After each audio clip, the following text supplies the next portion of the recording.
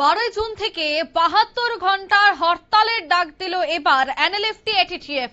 কোনো এক সময় রাজ্যে আতঙ্ক কায়েম ছিল এই এনএলএফটি এবং এটিটিএফ জঙ্গি গোষ্ঠীর দ্বারা, যদিও এবার তারা আত্মসমর্পণ করেছে। আত্মসমর্পণ করার পর তাদের মধ্যে একটি ত্রিপাক্ষিক চুক্তি স্বাক্ষরিত হয়।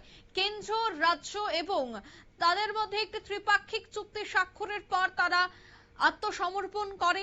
কিন্তু তাদের অভিযোগ হচ্ছে যে আত্মসমর্পণ করার পর তাদের নিয়ে যে ত্রিপাক্ষিক চুক্তিটা স্বাক্ষর হয়েছিল রাজ্য, কেন্দ্র এবং তাদের, সেই ত্রিপাক্ষিক চুক্তির এখনো বাস্তবায়ন ঘটেনি।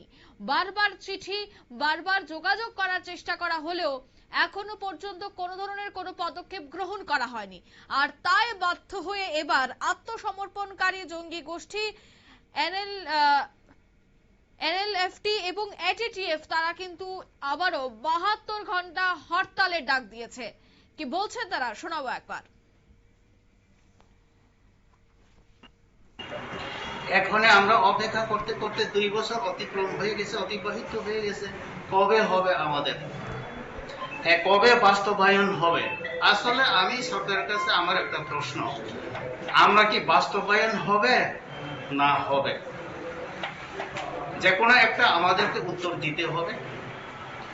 এইটা আমরা জরুরি দরকার আমাদের। আমরা এই অবস্থায়, বাড়িঘর নাই, কিছু নাই, খোলা আকাশের নিচে কোনোদিন এটা থাকা সম্ভব না। আমরা তো মানুষ, আমরা কোনো গরু ছাগল না, আমরা তো মানুষ। সবকিছু আমাদেরকে গ্রহণ করে কেউ আমরা এগ্রিমেন্ট করে ফেলছে। তো এইখানে আমাদেরকে অবহেলা করার কারণটা কোথায়?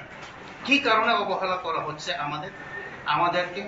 আমাদের পূর্বে যারা এগ্রিমেন্ট করেছিল তাদের তো 6 মাসও হয় নাই, 3 মাসের মধ্যে সবকিছু কমপ্লিট।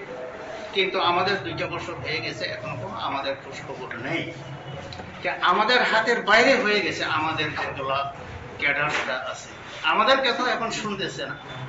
হ্যাঁ, আমাদের ওপরেও তো, আমাদের পেছনেও তো তারা অনেক কিছু সমালোচনা করছে, এখন সমালোচনা করতেছে আমাদের সিপাহীরা। আসলে যে কোনো লোক এটা হওয়ার কথা।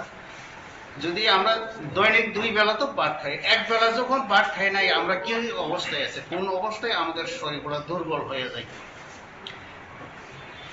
কিন্তু এটা সমাধানের জন্য তো এটা আমরা সবকিছু করে নিছে, কিন্তু সমাধানের অপেক্ষায় আমরা রয়ে গেছে। সমাধান যে কবে হবে এইটা প্রশ্ন আমাদের। সেই কারণে আমরা আগামীতে চলিত মাস 12 তারিখে সারা ত্রিপুরা আমরা 72 ঘন্টার জন্য আমরা আহ্বান রাখছি হরতালের ব্যাপারে, হরতালের জন্য।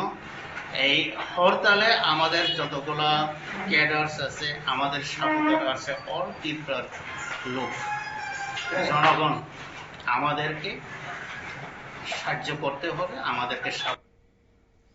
আপনারা শুনলেন, অর্থাৎ তারা 2 বছর অতিক্রান্ত হয়ে গেলেও এখনো পর্যন্ত কোনো ধরনের সদুত্তর না পেয়ে বাধ্য হয়ে তারা সাংবাদিক সম্মেলন করে তারা জানিয়েছেন যে 72 ঘন্টার জন্য তারা হরতাল ডাকছে।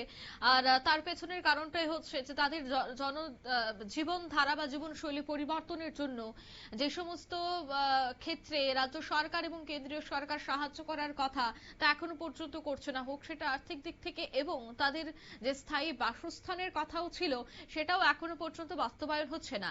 একাধিক বিষয়কে সামনে রেখেই কিন্তু এবার বাস্তবায়নের দাবিতেই হরতাল ডাকলো এনএলএফটি এবং এটিটিএফ আত্মসমর্পণকারী জঙ্গি গোষ্ঠী। 12 জুন থেকে 72 ঘন্টা চলবে এই হরতাল।